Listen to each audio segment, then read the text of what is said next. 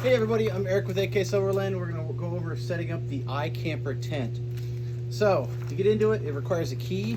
This is what the key looks like. What you do is you put it in the key slot, you unlock it, snap it open, and then you have to lock it again, else you won't be able to remove the key. So unstrap this side. I already did this side. From here, it's just air hydraulics. You just push up. I'm pretty tall, so I can get away with it. If you're not as tall, you can get it here on the tailgate and push up. So these straps here, these are for taking it down. We'll go over that in a second. So you just kind of toss those aside. So you notice I've got some rags up here, some sort of sacrificial protective material. And that's there because the skylight will actually rip. And a couple people haven't been using the protective covers and the skylight has ripped. So we've got a patch up there, totally waterproof, it's good to go. So from here, you may need to, if you're vertically challenged, you may need to step up on the tire, but you grab this ladder, you bring it all the way out, and then you rotate it. Now be careful when you're rotating, you don't smack the side of the truck. Some people have done that. Not recommended, we don't want to insurance thing. So you bring it down. So you notice that it's not vertical. Now what they recommend is this ladder to be about 70 degrees up to 90 degrees. It's whatever your comfort level is. But this ladder is what supports this. So when it's like this, this is for if you're parked on a bit of a hill and the down is a little bit farther away. So what you do is you take these two tabs, squeeze them together, and that's not quite it. So you take two more and squeeze those together, and we're getting real close. So we're going to adjust the ladder a little bit. You want to make sure everything's locked. So everything's locked on this ladder, because if it's not, the ladder will start collapsing on you. So this is about level. It's actually preferred for this to have a little bit, this section to be a little bit higher, because then when you step on it and you put some weight on it, it'll level out. So once you're up here, you'll notice there's a rain fly. In the truck will be these are tensioner rods, and then there's some holes throughout. And there's some holes right here, and the expectation is that you'll want to go straight in, but it's actually a bit of an angle, right? And you kind of got to work it around to find where it is, and you feel click in. You see this hook? The hook is putting it down like that. Now the reason for that is because you take this rain fly, and then there's a little bit of a pocket right here. What I want to do is I want to take this hook and put it into the pocket, just like that. Okay, so then there's a standard flap here, and there's also a bug mesh. And so if you want light, or if it's a little warmer, you set up the bug mesh. But yeah, once you do both sides, I'm just doing one for demonstration. So this is out. It's actually slightly raining right now. No rain on it. So you get up here, and the front and back, the way they are, is okay. But if you want to have a little bit of a view, maybe not as dark in there, and you can actually throw this out for rain, it's okay with it down. So you unzip it, see how that unzips? And then here on the bottom, there's little tab sections that this goes. So I'm going to slide that in, and you'll notice right here on the end there's a grommet. I'm facing that hook down, angling the tension, and there you go. And again, I do that on the other side, on all four sides, and all those tension rods are going to be in it. All right, so you're all set up, you're ready to take down the tent and move on.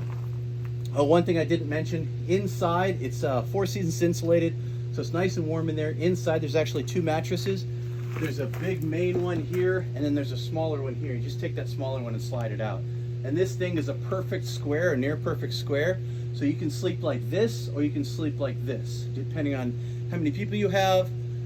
If you want to get out, if you both want to get out sometime during the night, or how the truck is parked and what the angle is. So that offers a lot of versatility. So what we're going to do now is we're going to take it down, take your tension rods down. You want to make sure that at least one door or window is unzipped, at least one. I usually like keeping this door undone because when you collapse it, that air has to have somewhere to go. So we're going to put these away. There's a little bag, a gray bag, back here in the back. And so to collapse this ladder, you want to, what I do is I'll lift up with my foot and I'll squeeze these two. So I'll bring it up, I hear it clicking, this one's not quite clicked yet, there we go. And then I'll sort of put it into my thigh, push it up, just like that. So now what I'll do is I'll push up and around, and if you're a little shorter, you don't have to collapse the ladder completely. That'll give you a little more leverage, and then let it come out down and around. So it wasn't a lot of puffiness because I did have that front door totally open. So when I was talking about how these would be used later, there's these two side straps, and then there's an upper strap. And this is the big one used to pull it down. So I'm going to tension both of them at the same time.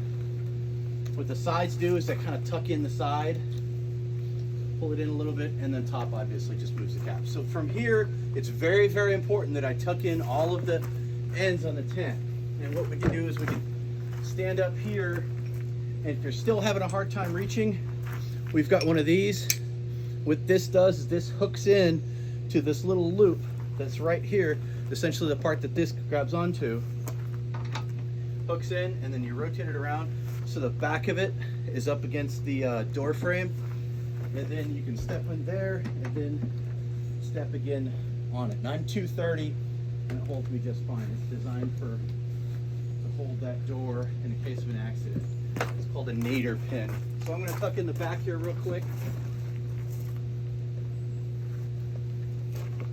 Okay, so I've got everything tucked in. So I'm going to take these straps. It's important to make sure everything is inside that tent, because if there's something hanging out, you're zipping down the road at 55, 60 miles an hour, and that thing starts flapping and it starts pulling out, and it'll start pulling more stuff out.